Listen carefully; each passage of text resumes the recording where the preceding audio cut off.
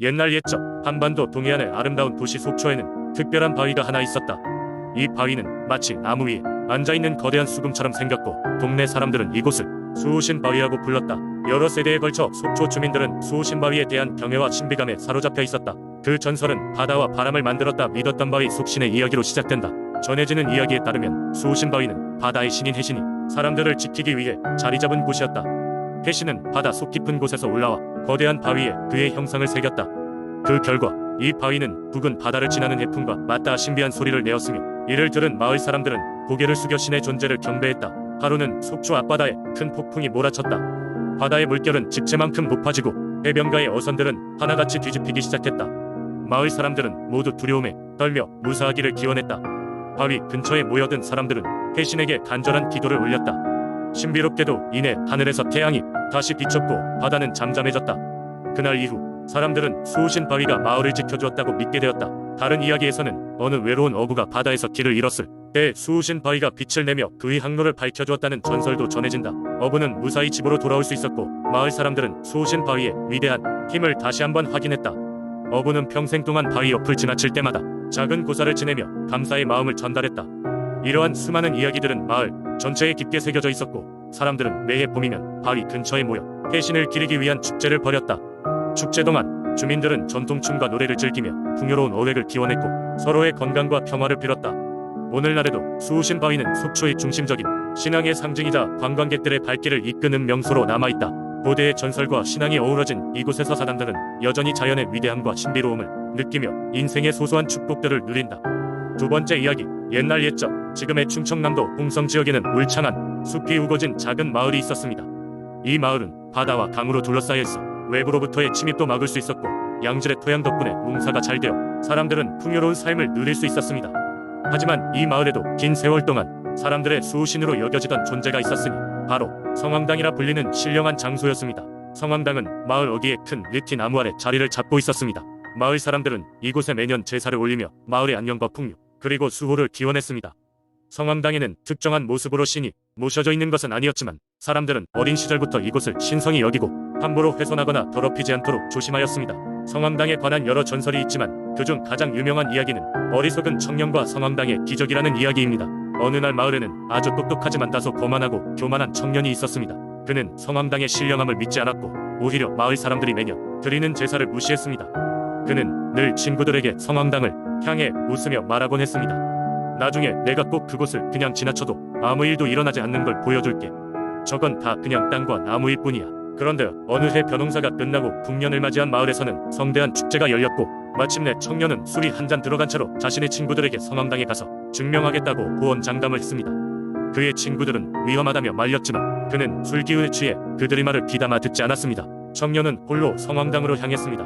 그가 성황당 앞에 서자 갑자기 하늘이 구름으로 뒤덮이고 바람이 세차게 불기 시작했습니다. 하지만 그는 멈추지 않았습니다. 와, 아무 일도 일어나지 않잖아 라고 중얼거리며 그는 성황당의 작은 돌탑을 발로 차서 무너뜨리려 했습니다.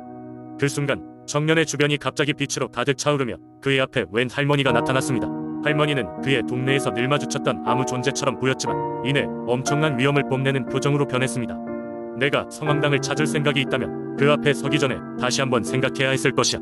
인간의 오만함은 용서받지 못하느니라. 할머니가 말하자 갑자기 청년의 발밑에 땅이 꺼지며 그는 큰 함정에 빠졌습니다. 그는 정신을 차리고 보니 낯선 세상에 와 있었습니다. 이는 꿈인지 현실인지 가늠하기 어려운 땅이었고 그는 갑자기 몸이 둔해지고 아무리 걸어가도 제자리인 것처럼 느껴졌습니다. 그리고 그곳에서 그는 마을 사람들이 성황당을 지키는 이유를 체험하게 됩니다. 매일 물이 없어 고생하는 사람들이나 식량이 부족해 힘겨워하는 가족들을 만나게 되며 그는 자신이 부정했던 신령과 마을의 은혜를 느끼게 되었습니다. 그리고 그 맑은 호수 옆에 항상 감사의 제사를 올리던 그의 조상들을 떠올렸습니다. 몇 년처럼 느껴지는 시간이 흘러 결국 그는 자신의 오만함을 뉘우치고 성황당의 신에게 참회를 구했습니다. 그 순간 그는 다시 현실 세계로 돌아오게 되었고 성황당이 느티나무 아래에 무릎을 꿇고 눈물을 흘렸습니다.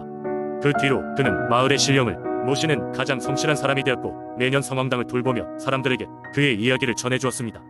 마을 사람들은 그를 통해 사람을 겸허히 만들고 마을의 평화를 지켜준 성황당에 대한 믿음을 더욱 단단히 다졌습니다. 그렇게 성황당의 전설은 대대손손 전해지며 홍성의 풍경 속에서 언제나 은밀한 힘을 발휘하고 있었습니다.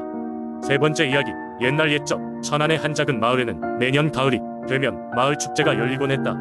이 축제는 마을의 풍요로운 수확과 평화를 기원하는 중요한 행사였다. 그런데 어느 해인가부터 마을에 알 수 없는 재앙이 시작됐다. 집집마다 해를 입는 일이 많아졌고 가축은 이유 없이 죽어나갔다. 마을 사람들은 불안에 떨었다. 그 무렵 마을 뒷산 금강산에는 악명 높은 호랑이가 살고 있다는 소문이 돌기 시작했다. 그 호랑이는 밤이면 마을 근처에 내려와 사람들을 위협하기 일쑤였고 가끔은 사람을 해치는 일도 있었다고 한다.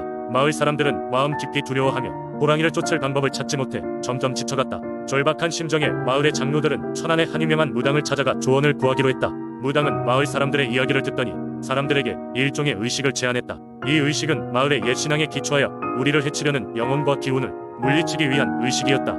장로와 함께 마을 사람들은 이 의식을 준비하기 시작했다. 준비물에는 특별한 술과 떡, 그리고 오래된 도토나무의 가지가 필요했다.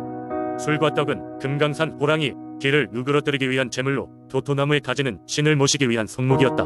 드디어 의식이 일어나는 날, 마을 사람들은 밤이 되자 촛불을 켜고 산기슭에서 무당과 함께 의식을 거행했다.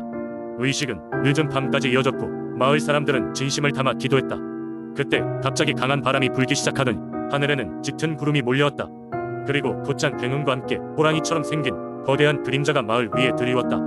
마을 사람들은 두려움과 경외 속에서 깨어질 듯한 긴장감을 느꼈다. 하지만 의식이 끝날 즈음 구름 속에서 환한 빛이 나타나더니 믿기지 않는 일이 발생했다. 금강산 호랑이의 모습이 선명하게 그들 앞에 드러났고 그 호랑이는 곧 천상의 신으로 변신하여 마을을 내려다보았다. 그 순간 마을은 고요해졌고 신은 마을의 안전과 평화를 약속하며 사라졌다. 그날 이후로 마을에는 재앙이 사라지고 사람들은 무사히 추수를 마칠 수 있었다. 금강산 호랑이는 이제 마을을 수호하는 존재로 기억되었고 매년 의식을 행하여 마을의 평화를 기원하는 전통이 이어졌다. 이 이야기는 지금까지도 천안의 전설로 회자되며 마을 주민들은 끈끈한 공동체, 의식을 다지게 되었다. 네 번째 이야기, 옛날 옛적 전라남도 한평의 어느 마을에 신비한 연못이 있었다. 이 연못은 사람들 사이에서 용소라고 불리었는데 이는 그곳에 용이 살고 있다는 전설에서 기인한 이름이었다. 마을 사람들은 이 연못을 신성한 곳으로 여겨 그 근처에서는 마음가짐을 경건하게 하고 소란스럽게 행동하지 않으려 애썼다. 하지만 용소만큼이나 유명한 것이 있었으니 그것은 바로 한평의 산속에 사는 커다란 호랑이였다. 이 호랑이는 때때로 마을 근처까지 내려와 소와 염소를 잡아가는 통에 마을 사람들의 애물단지가 된 존재였다. 어느 날 밤 마을에 나이가 지긋한 원로가 꿈을 꾸었다. 꿈속에서 커다란 용이 나타나 이렇게 말했다. 이 마을에 커다란 호랑이가 있구나. 그 호랑이에게 용의 가르침을 전해주거라. 그러면 마을은 더 이상 그 이유를 걱정하지 않아도 될 것이다. 잠에서 깬 원로는 깊은 고민에 빠졌다. 어떻게 마을의 호랑이에게 용이 메시지를 전달할 수 있을까? 몇 날 며칠을 고심하던 그는 마침내 모든 마을 사람들을 모아 회의를 열기로 했다. 마을 사람들은 각자 제안과 아이디어를 내놓았지만 과연 호랑이가 사람의 말을 알아들을 수 있을지에 대해서는 여전히 확신이 없었다. 그러던 중 마을에 어린 소녀가 용감하게 나섰다. 그녀의 이름은 순이였으며 동물들과 친하게 지내는 것으로 유명했다. 제가 용소에 가서 기도 드려보겠습니다. 아마도 용님께서 도와주실지도 몰라요. 마을 사람들은 순이의 용기에 감탄하며 그녀의 기도를 응원했다. 그렇게 밤이 깊자 순이는 용소로 향했다. 밤하늘에 별이 총총히 빛나고 달빛이 연못을 부드럽게 비추고 있었다. 순이는 연못 앞에 무릎을 꿇고 간절히 기도했다. 용님, 이 마을과 호랑이를 도와주세요. 서로가 평화롭게 지낼 수 있게 해주세요. 잠시 후 연못이 갑자기 물결치더니 순이 앞에 용이 모습을 드러냈다. 용은 부드럽게 웃으며 말했다. 내 마음이 매우 진실되구나. 그럼 호랑이에게 나의 뜻을 전하러 가자꾸나. 용은 순이를 등에 태우고 밤하늘로 솟아올랐다. 호랑이가 있는 산속의 깊은 숲으로 날아가자 용은 순이를 내려놓고 호랑이를 불렀다. 놀랍게도 호랑이는 용의 부름에 조용히 나타나 순이와 용을 가만히 바라보았다. 순이는 두려움과 설렘을 안고 호랑이에게 용의 메시지를 전했다. 호랑이님, 용님께서 말씀하십니다. 이 마을과 평화롭게 잘 지내어 서로를 해치지 말라 하십니다. 그러면 더 많은 것을 얻게 될 것이라 하셨습니다. 호랑이는 마치 순이의 말을 이해한 듯 고개를 끄덕였고 그날 이후로 마을 주변에서 호랑이는 더 이상 모습을 보이지 않았다. 다시는 마을의 가축을 공격하지 않았고 신기하게도 용소는 더욱 맑고 푸르게 빛났다. 마을 사람들은 이를 두고 용과 호랑이 그리고 순이 덕분이라고 믿게 되었다. 이후 한평의 사람들은 용소를 더욱 소중하게 여기며 순이를 마을의 용감한 영웅으로 오래오래 기억했다.